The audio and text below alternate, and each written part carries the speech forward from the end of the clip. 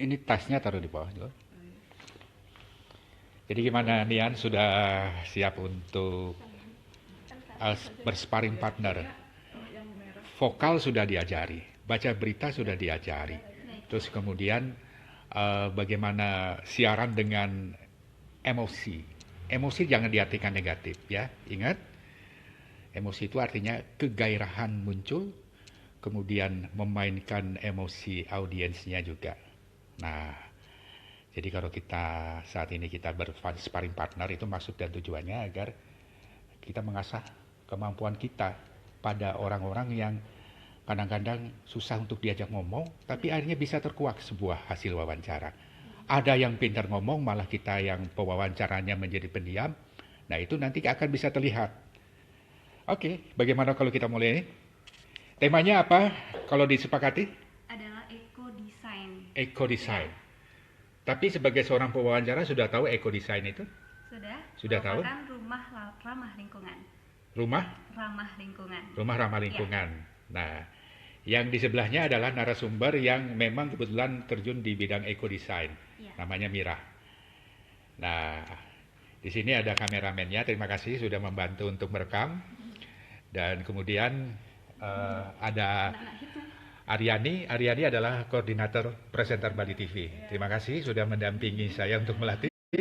Jadi yang paling penting dalam proses ini adalah dalam pelatihan kita harus percaya bahwa segala sesuatu ada proses untuk bisa ahli, untuk bisa expert dan lain-lain ya. Bagaimana? Sudah siap ya? Udah direkam? Sudah. Sip. Om Swastiastu.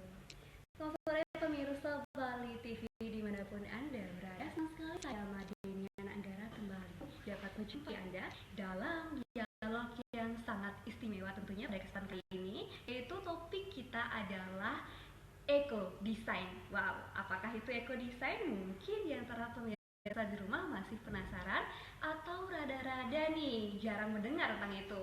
Tapi sesungguhnya eco-design adalah rumah ramah lingkungan. Di zaman era globalisasi seperti saat ini, banyak sekali masyarakat yang masih bukannya acuh tak acuh, tapi belum menyadari tentang pentingnya daripada menjaga lingkungan tersebut. Untuk itu telah hadir di studio narasumber kita yang sangat terpercaya dan juga berkompeten di bidang eco-design, seorang remaja yang tentunya sangat bertalenta. Kita sapa dulu adalah Om Swastiastu. Ya. Mbak Miraika. Ya. Iya, bagaimana kabarnya? Baik. Luar biasa sekali, sangat cerah hari ini ya Mbak Nah, ya. nampak di sini adalah narasumbernya agak pendiam. Miraika, Jadi ya? bagaimana dia menguak Mbak Mira, apa yang diwawancarai, apakah bisa dan mampu membuat. Menurut kacamata dari Mbak Mira itu apa? Global warming itu adalah ulah manusia yang sekarang menimbun banyak sampah plastik yang berserakan di zaman global ini. Baik, sampah nih Mbak. Ya. Setelah Mbak Mira, selain sampah, apa saja pemicu daripada global warming itu sendiri? Pemicu dari global warming itu misalnya polusi udara atau biasanya penggunaan barang-barang yang tidak efektif yang langsung dibuang. Wah, barang tidak efektif langsung dibuang ya Mbak Mira ya. Ya. Sering sekali. Menarik nih mungkin. Barang tidak efektif langsung dibuang. Apa nih hubungannya dengan global warming itu sendiri? Karena mereka tidak menggunakan.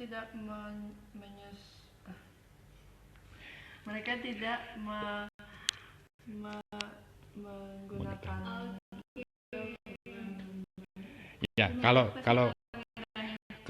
narasumber ada tersendat, bantu dengan pertanyaan lain atau dengan mengalihkan ya.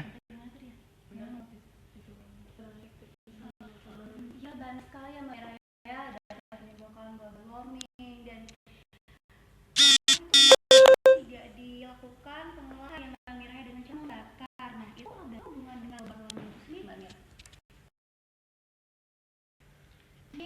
Itu akan diolah Mbak Mira seperti apa prosesnya khas motor masyarakat?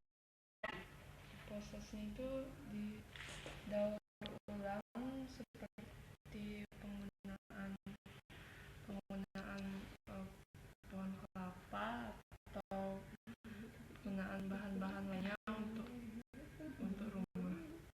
Baik, jadi bisa diolah untuk menjadi rumah ya, seperti katakan oleh Mbak Mira. Pemirsa, jangan kemana-mana, tetap bersama kami di dialog yang sangat spesial bersama Mbak Mira Lestari adalah Oke. seorang berkompeten di bidang eko design. Di kita seorang yang berdunia media ya apapun, kita harus pernah proses ya. Tidak bisa latihan itu ujung langsung berat hebat itu. Ujuk-ujuk langsung menjadi sesuatu yang bisa dipakai. Itu tidak. Kita harus percaya dengan proses. Ya. Kalau tidak percaya dengan proses, sudah nggak usah yang namanya bergaul. Nggak usah yang namanya kita belajar. Karena semuanya sudah instan, sakti. Nah, seperti itu. Jadi, gimana? Setuju nggak dengan yang namanya proses? Setuju. Setuju dengan namanya proses, kameramen? Kamera woman. Kebiasaan. Nah, dulu kan pernah kita latih vokal. Nah, kita latih vokal ya. Kemudian rajin di talk seorang profesional karena perlu latihan membaca ya. Ternyata dalam kondisi darurat pakai juga. Iya. Awalnya dulu sebelum latih itu kita cuma sekedar tahu tanda baca koma dan titik. Kita tidak tahu bagaimana mengasah suara kita menggunakan nafas. Setelah mendapat pelatihan, ketika kita voice berita harus kita lakukan juga harus menggunakan nafas perut agar dialek yang suara yang kita hasilkan tidak terlalu menimbulkan dialek Bali itu kan kental sekali. Nah, bicara dialek, logat dan sebagainya, ini bisa dihilangkan dan tekniknya ada. Kalau kita biasa dengan sebuah dialek yang ada logat itu kan sangat dibutuhkan juga dalam acara tertentu. Tapi ada juga yang perlu dihilangin.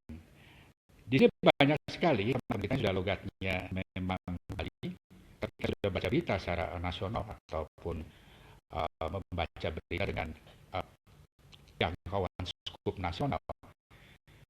Itu logatnya tidak ada sama sekali.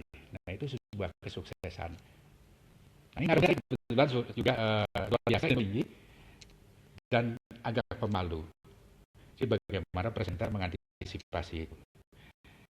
Jangan sampai membiarkan untuk sementara ini jangan membiarkan narasumber menjadi alihkan.